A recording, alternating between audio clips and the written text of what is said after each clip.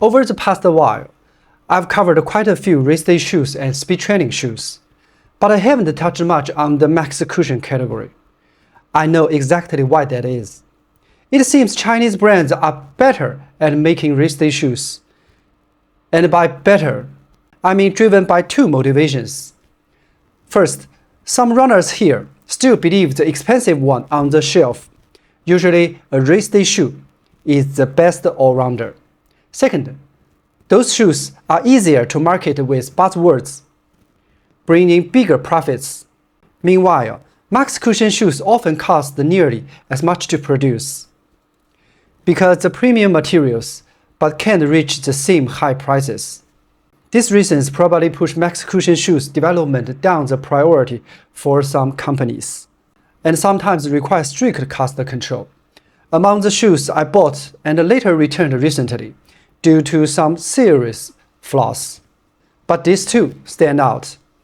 Not perfect, but worth my time to talk about. Okay, let's begin.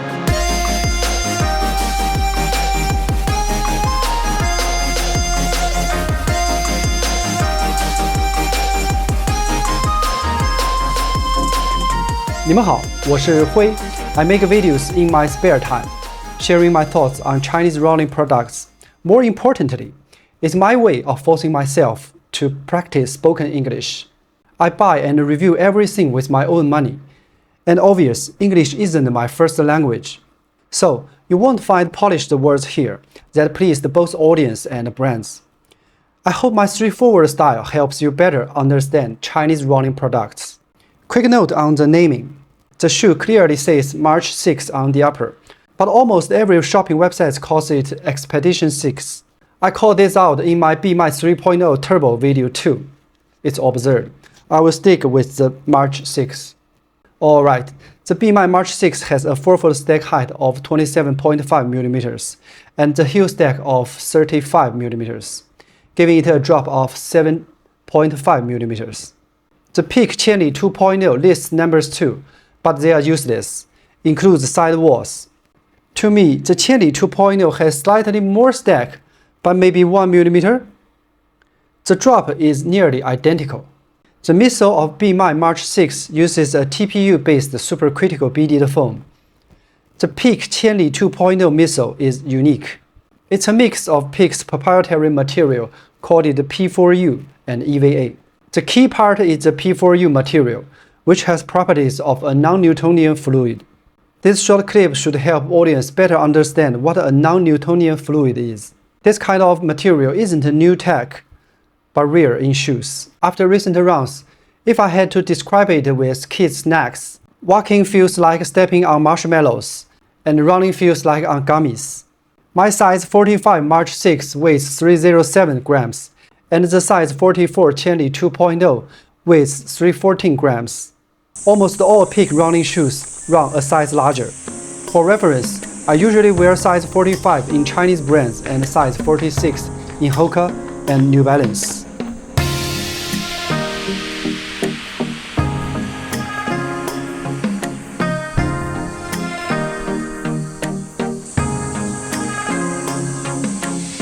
After the basics, let's take a look at the details. The March 6 has a thicker knit upper with just a little bit of stretch, while the Qianli 2.0 uses a typical double-layered jacquard mesh. With temperatures now hitting 39 Celsius in my city, both uppers feel too hot. However, the March 6 does offer a summer version, and from what I've seen, its upper is much thinner, looking quite similar to those used on race day shoes. The Qianli 2.0's tongue uses a single-side gusset, while the March 6 has an unusual setup. There are small loops on both sides of the tongue, and the laces pass through. It might not seem very reliable at first glance, but during recent runs, the tongue stayed perfectly centered, whereas the Qianli 2.0's tongue tended to shift after a while. The Chinese character B on the tongue and the heel of the March 6 means must. The BMAI in Chinese sounds like must surpass or must beyond. Both shoes follow standard amount of padding of a max cushion shoe for tongue and heel. The Qianli 2.0 feels slightly more luxurious in materials, with a finish that reminds me of Asics. Both have structured heel cups, though the one in March 6 feels stiffer. Both use traditional rubber allsoles. The March 6 100% full coverage is rare in today's market. Here is how they looked after 30 kilometers each. Looks like March 6 is slightly less durable than Qianli 2.0. From this angle, you can also see that the Qianli 2.0 has a wider platform. Although BMAI officially claims the toe box is widened in the March 6, I personally don't find it wide enough. I think the Qianli 2.0 will feel more comfortable for runners with wide feet.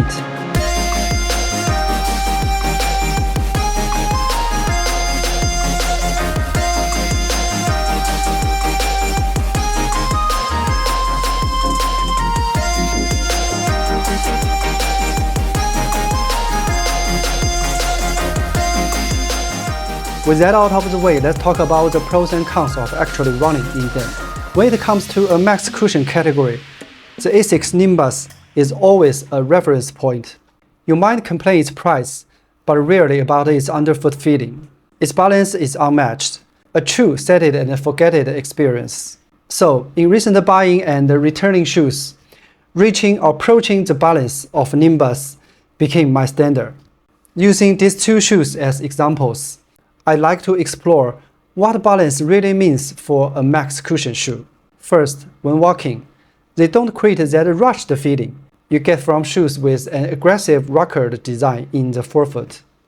So balance here means matching both walking and running. Second, during your easy pace, they offer softer cushioning and protection without excessive sinking, while still providing natural rebound. And that natural rebound is the hardest part to get right. It's the secret weapon of experienced brands like Asics. Too little rebound feels like being stuck in mud, heavy underfoot. Too much disrupts easy run rhythms. So balance here means balancing cushioning and rebound. Both shoes achieve a good sense of balance in their own ways. The Qianli 2.0 with its non-Newtonian P4U blend midsole, or official called it Tai Chi midsole, gives me a clear moment when the foam stops compressing and starts bouncing back. Not super powerful, but timely and smooth. It fits well with easy paces and recovery runs.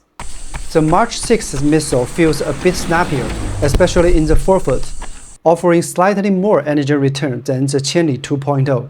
If the Qianli 2.0 is a pure max cushion cruiser, perfect for walking, easy runs, and recovery, then the March 6 leans a bit more toward daily training.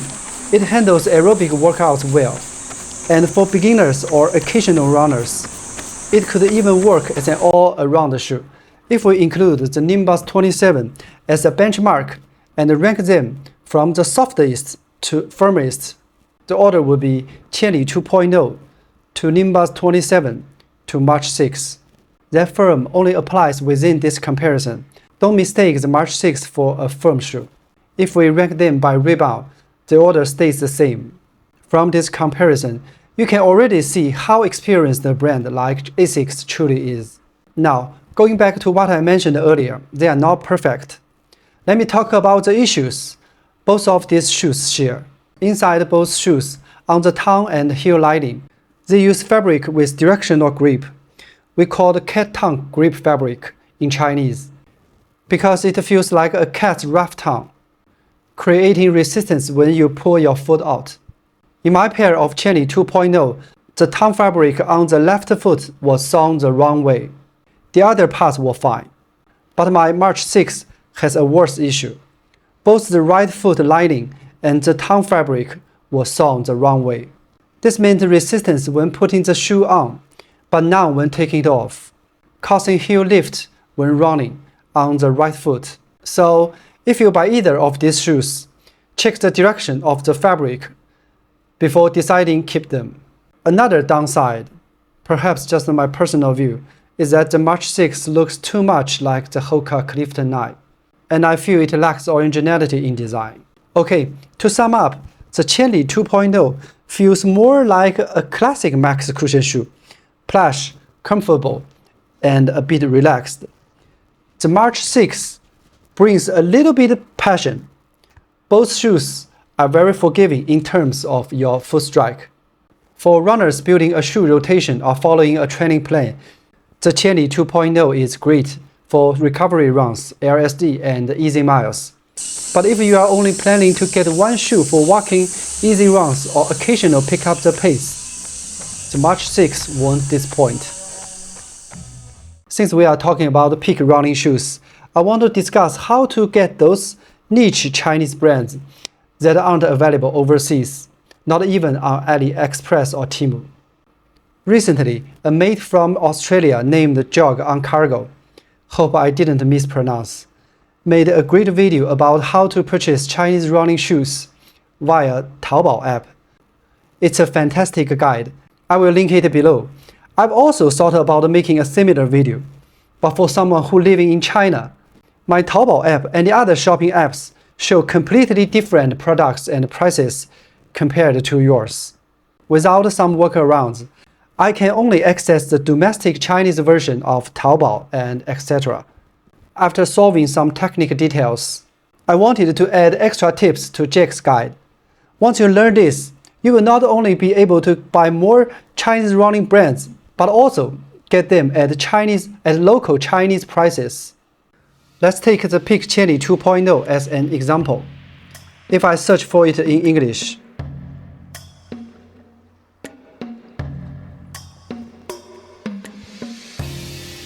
nothing shows up, right? Here's what you do.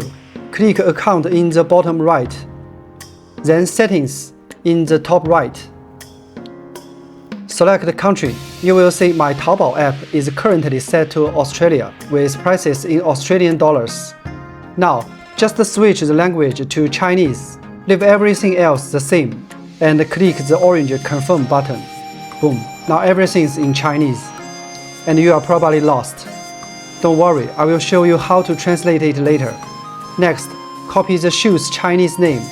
I will paste it in the video description. For now, I'm using a notepad. Since this video is still in the making, paste it into the search bar and hit the orange search button. There it is.